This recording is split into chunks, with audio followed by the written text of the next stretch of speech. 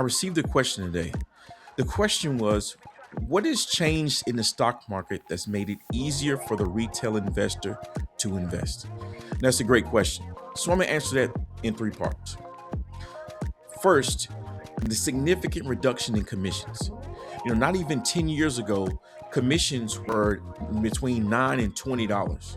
So not only did you have to make the stock trade, make enough money to be profitable, but you had to make enough to beat your commissions as well, or you still run a negative. With most brokerages going towards an internet-based platform, the commissions are practically non-existent now. The second thing that's made it easier for retail investors to invest in the stock market is fractional shares. Fractional shares were introduced to the market in the late 1990s, but didn't catch a lot of traction. Robinhood popularized the fractional share by introducing them at a very granular level, 1 to 1 million. What that means for the retail investor is you don't have to have the entire amount of money to participate in the gains of the trade.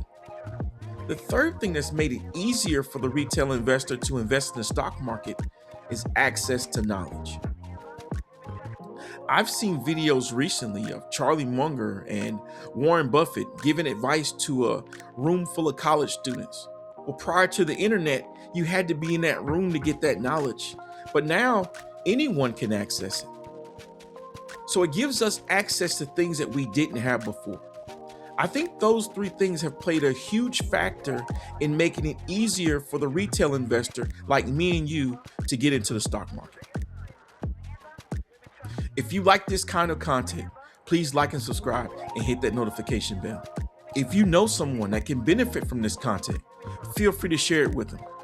Let's get the algorithm working in our favor. Thanks for watching.